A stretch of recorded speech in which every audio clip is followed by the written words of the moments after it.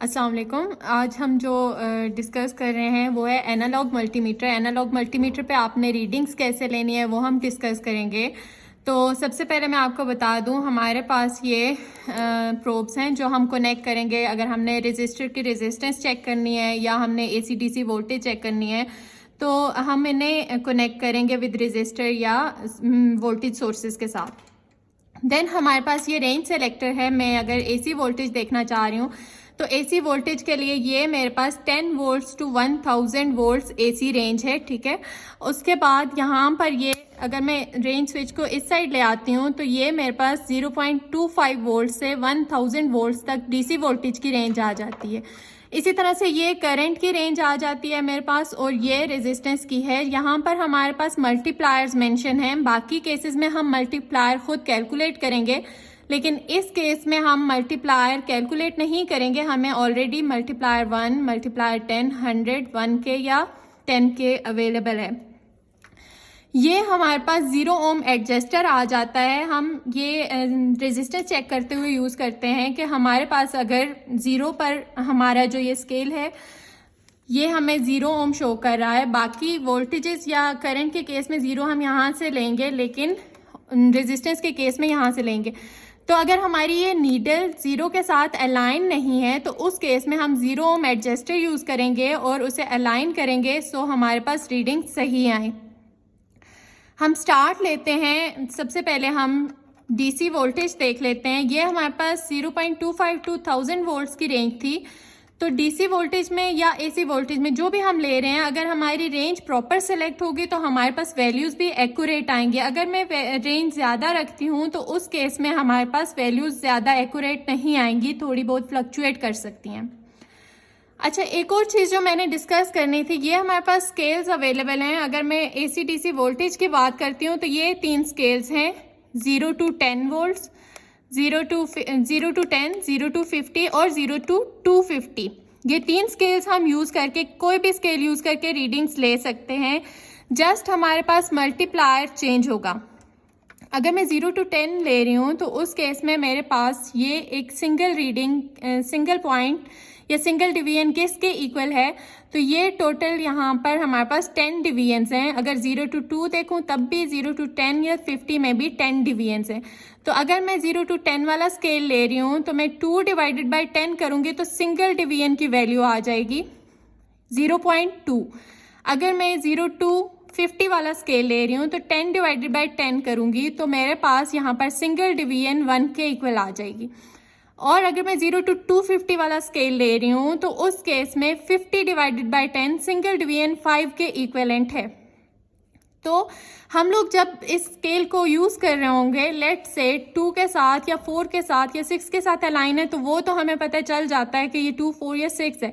लेकिन अगर ये स्मॉलर डिवीजन्स आती हैं तो हम इस सिंगल डिवीजन की वैल्यू के लिहाज से उतनी वैल्यूज़ एडअप कर लेंगे या उन नंबर ऑफ डिवीजन्स को हम सिंगल डिवीजन की वैल्यू से मल्टीप्लाई कर लेंगे।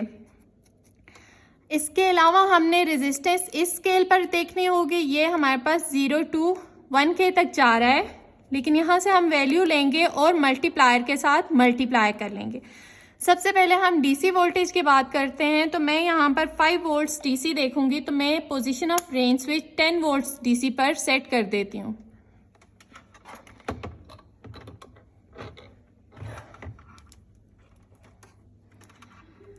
मैं इस प्रोब को +5 वोल्ट्स और ग्राउंड के साथ कनेक्ट कर रही हूँ।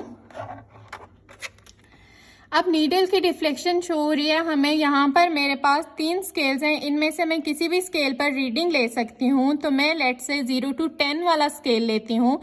तो 4 के बाद यहाँ मिड में मेरे पास 5 आ जाता है, और अगर मैं 5 के बाद देखूँ मज़ीद एक डिवीजन आगे जा रहा है। तो मैंने इसको डिस्कस किया था कि 0 टू 10 वाले स्केल में सिंगल डिवीजन 0.2 के इक्वल है, क्योंकि हम 2 डिवाइडेड बाई 10 करते हैं तो ये 5.2 हो जाएगा। तो मेरे पास जो रीडिंग आई है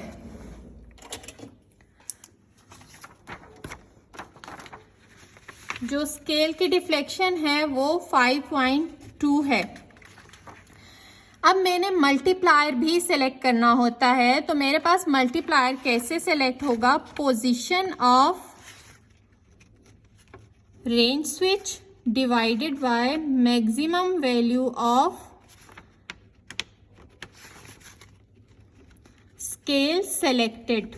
तो स्केल मैंने 0 to 10 वाला सेलेक्ट किया था, उसकी मैक्सिमम वैल्यू मेरे पास 10 आ जाती है और पोजीशन ऑफ रेंज स्विच मेरे पास 10 है, तो 10 डिवाइडेड बाय 10 मेरे पास 1 आ जाता है। तो मेरे पास मल्टीप्लायर है 1 और मेरे पास रीडिंग 5.2 आई थी, तो 5.2 इंटू 1 मेरे पास एक्चुअल रीडिंग 5.2 वोल्ट्स आ जाती है और यहाँ पर मैंने 5 वोल्ट्स ही सेलेक्ट किए हुए हैं। अब अगर मैं सेकंड स्केल के लिहाज से देखूँ, 0 to 50 वाला स्केल सेलेक्ट करती हूँ, तो 0 to 50 वाले स्केल के केस में 25 और 25 से आगे एक पॉइंट है, एक डिवीजन आगे है, तो दैट मीन्स 26। वाई 26? बिकॉज यहाँ पर मेरे पास 10 है, 10 डिवाइडेड बाय 10 करूंगी तो सिंगल डिवीजन 1 के इक्वल आ जाती है, वो 1 एड अप हो गया 25 में। तो मेरे पास जो रीडिंग आई है वो 26 आई है। अब मैं अपने पास मल्टीप्लायर कैलकुलेट करूंगी, तो multiplier position of range switch 10 है, maximum value of scale selected मेरे पास 50 है, 10 divided by 50, 1 divided by 5 that is 0.20। 26 into 0.20 मेरे पास एक्चुअल रीडिंग होगी। 26 को मैं 0.20 से मल्टीप्लाई करूंगी,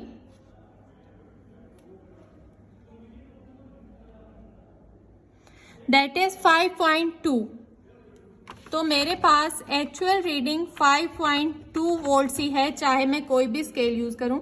इसी तरह से हम 0 to 250 वाला स्केल यूज करके भी अपनी रीडिंग ले सकते हैं। अब हम एसी वोल्टेज की तरफ जाते हैं। तो एसी वोल्टेज के लिए मैं पोजीशन ऑफ रेंज स्विच ले आऊंगी। एसी वोल्टेज की रेंज में मैं 1000 पे रख रही हूँ। मुझे पता है यहाँ पर मेरे पास 220 एसी वोल्टेज आती है, लेकिन वो फ्लक्चुएट भी कर सकती है, या लेट से मुझे नहीं पता, तो मैं मैक्सिमम वैल्यू पे रख रही हूँ और वेरीफाई करूंगी। इन केस वो 250 से कम आती है तो हम ये स्केल भी यूज कर सकते हैं, ये पोजीशन ऑफ रेंज स्विच भी यूज कर सकते हैं। अब मैं हमारे पास ये एसी सप्लाई है, वहां पर मैं कनेक्ट करती हूँ और हम यहाँ पर डिफ्लेक्शन अगर देखें, मैं अगेन 0 to 10 वाला स्केल ले रही हूँ, तो 2 से 2 डिवीजन्स आगे मेरे पास आ रहे हैं, तो दैट मीन्स 2.4।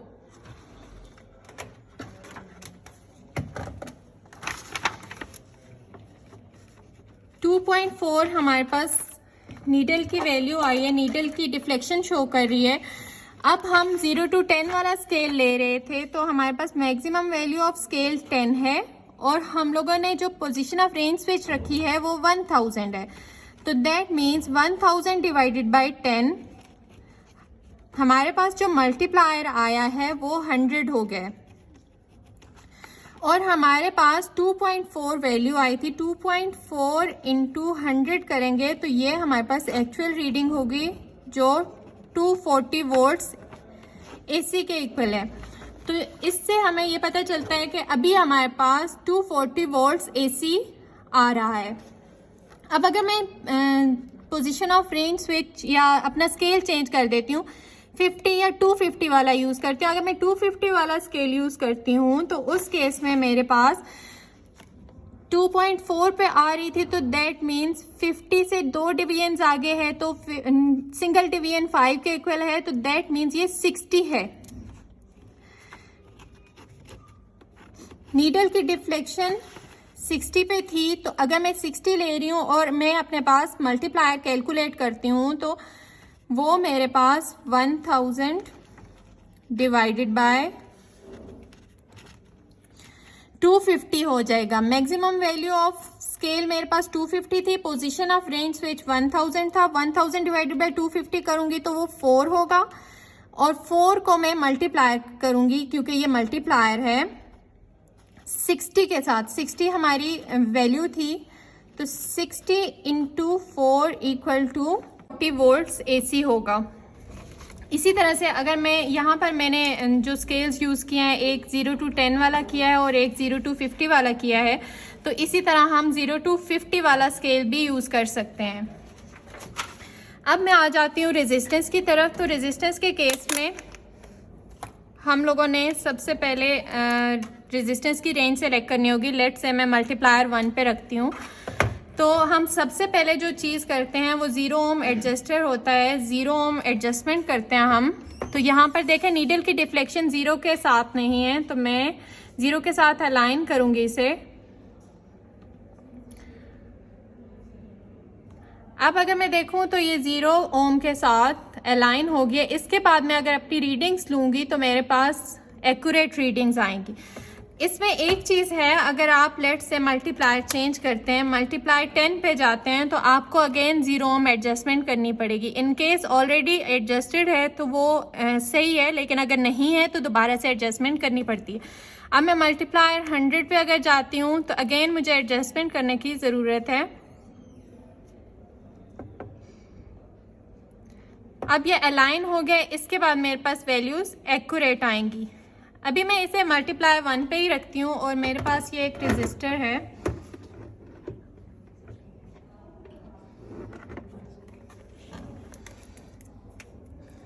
इस रेजिस्टर की रेजिस्टेंस हम चेक करते हैं। दोनों एंड्स पे मैंने मल्टीमीटर कनेक्ट कर दिया है या ओम मीटर कनेक्ट कर दिया है। अब मैंने अपनी ओम के लिए रीडिंग ये ऊपर जो ब्लू स्केल है इससे लेनी होगी। तो ये मेरे पास 9 पे आ रहा है। अगर मैं देखूं तो ये नॉन लीनियर स्केल है और मेरे पास 9 रीडिंग आ रही है और मल्टीप्लायर मेरे पास 100 है, तो 9 को मैं 100 से मल्टीप्लाई करूंगी तो मैं कह सकती हूँ 900। तो ये 1K का रेजिस्टर है मेरे पास। 1K के रेजिस्टर पे अराउंड 900 ओम मेरे पास रेजिस्टेंस आ रही है। अगर मैं 1K पे चली जाती हूँ, position of range switch 1K रखती हूँ, तो उस केस में मेरे पास डिफ्लेक्शन डिफरेंट होगी। अब अगर आप देखें तो ये अराउंड 0.9 आ रहा है। 0 और 1 के दरमियान में कहीं नीडल है, तो 0.9 इंटू 1K करूँगी तो 900 मेरे पास 900 ओम रेजिस्टेंस आ रही है। तो हमारे पास ये एनालॉग मल्टीमीटर है, इसकी वजह से हमारे पास एक्यूरेट रेंज नहीं आ रही, लेकिन 900 है, यही 950 या 960 की रेंज में हमारे पास इसकी रेजिस्टेंस होगी। तो इसी तरह से हमने रेजिस्टेंस के केस में बिल्कुल भी कोई कैलकुलेशंस नहीं किए हैं, जस्ट मल्टीप्लायर यहाँ से सेलेक्ट किया है, स्केल से वैल्यू रीड की है और उससे सिंपली मल्टीप्लाई कर दिया है। यही रीडिंग्स थी हमने लेनी थी जो इससे एनालॉग मल्टीमीटर से। अगर आपको कोई इशू हो तो आप लोग कमेंट कर सकते हैं। Thank you.